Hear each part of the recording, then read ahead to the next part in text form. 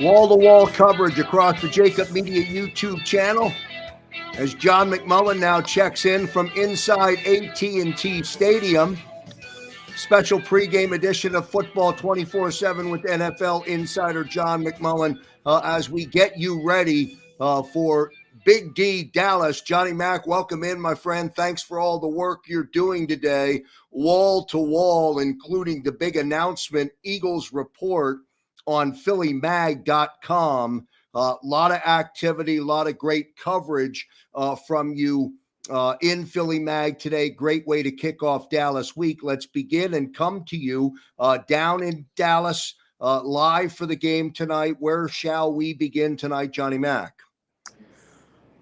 Well, obviously, it's a big NFC East game, a big rivalry game, Joe. And I think everybody looks at this and says, there's not another NFC East game for the Philadelphia Eagles till deep in November when they go up the Jersey Turnpike to face the New York Giants. So this is the early opportunity for one of these two teams to kind of set itself apart, maybe become the de facto leader in what looks like it's going to be another season that is perhaps, if we're going to be kind of difficult for the NFC East. I think it's starting to be pretty clear there's no dominant team again in this division.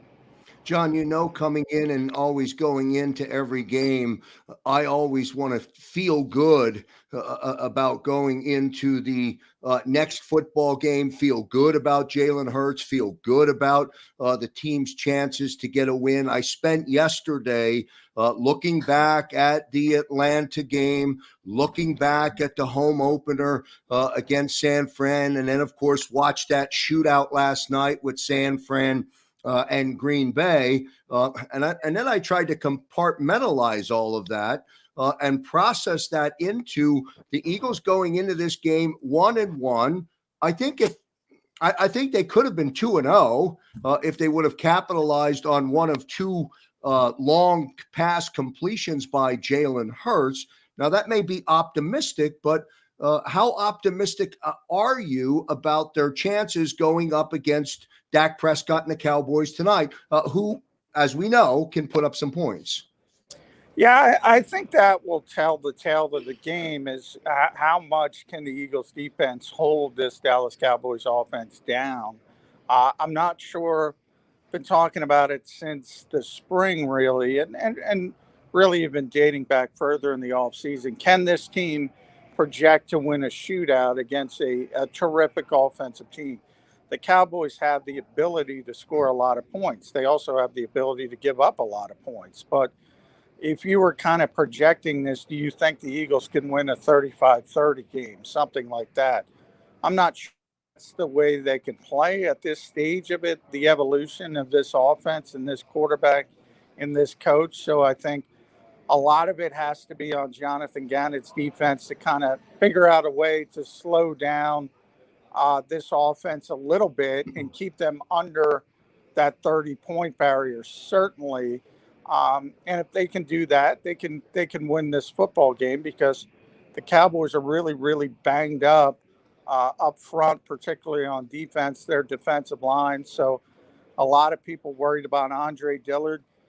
Look, if he's ever going to get back on the right track, this is probably the week to do it because there are no dominant pass rushers on the Dallas Cowboys to the point where they are going to move Micah Parsons most likely to edge rusher from linebacker just to get some kind of pass rush.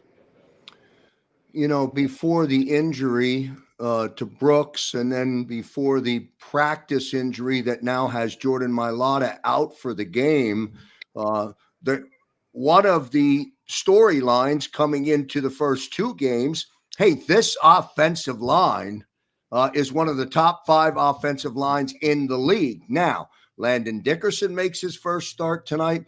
Andre Dillard, who quickly fell off the radar as early as practice 2, 3, or 4 back in training camp.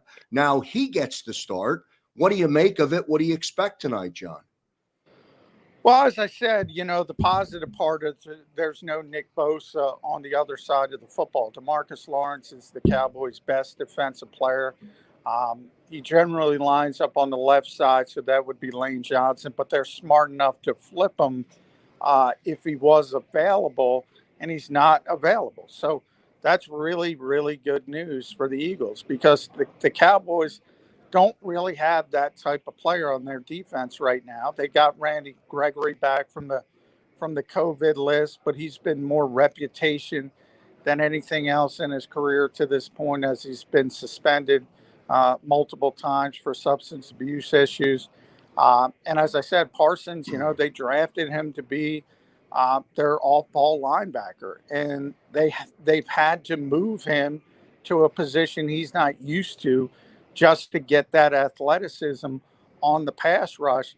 And you take that another step further, Parsons is probably the guy they would have wanted to spy Jalen Hurts if DeMarcus Lawrence was available. So you have this domino effect of Parsons moving away from what they really want him to do because they have to. And that's never a good sign for the defense on the other side.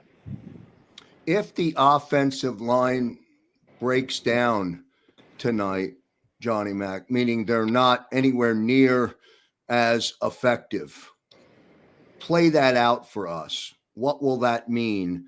What will that mean to Jalen? What will that mean to Sirianni's play calling? Honestly, I don't think you're going to see much of a difference because of the way Jalen Hurts plays anyway, and the fact that he's got such great mobility. He'll be able to mask some pass protection issues.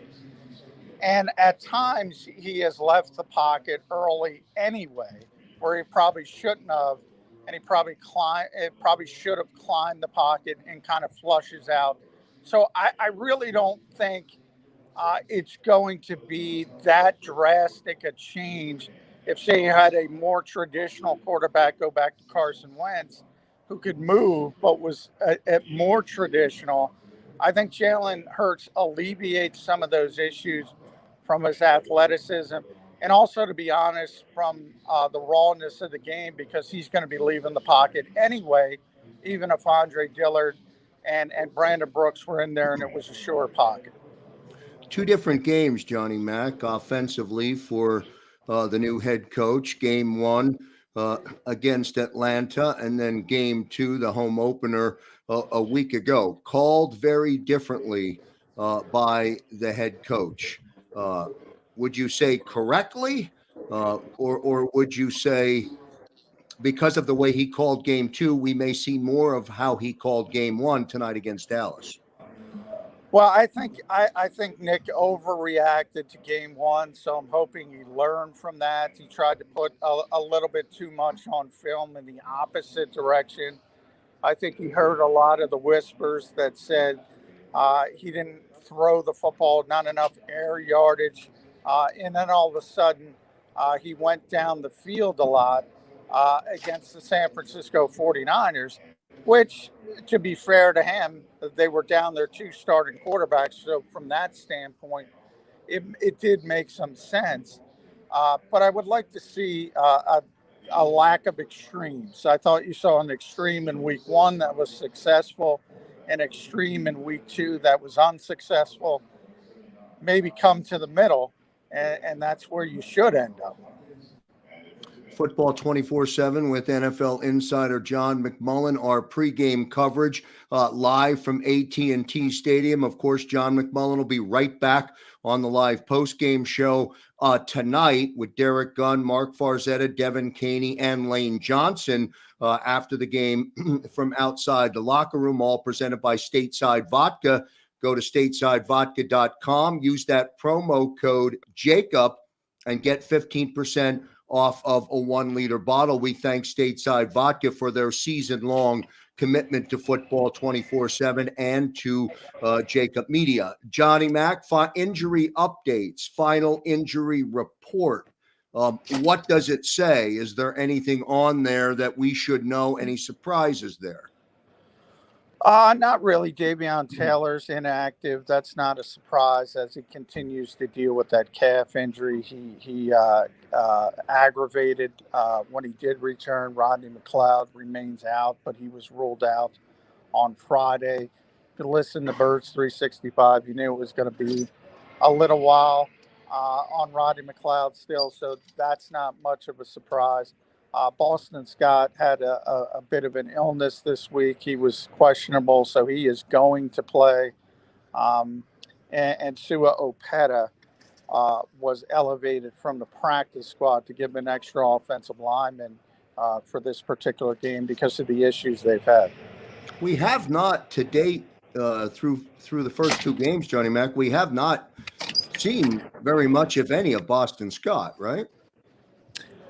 Not from a running back standpoint. He's played strictly on special teams. So the running back rotation has been Miles Sanders and Kenny Gainwell. And as long as they're healthy and they remain healthy, it's going to be Miles and Kenny Gainwell. So Boston at this stage is just going to be a special teams player.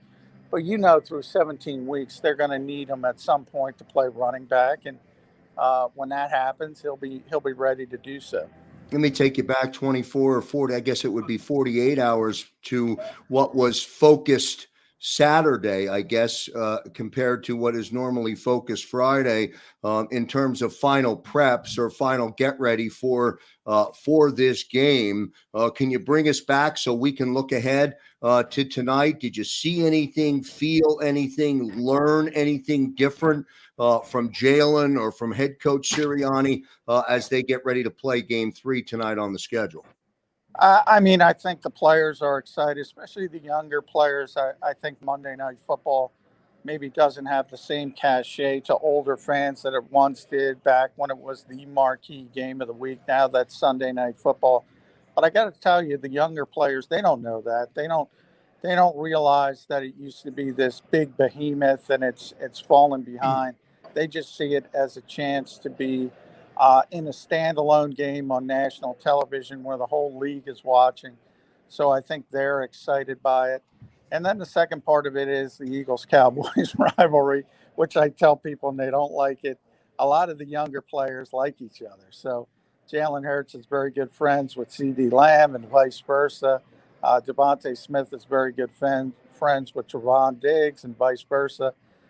So there's not that animus there once was in this rivalry, except for the fan base.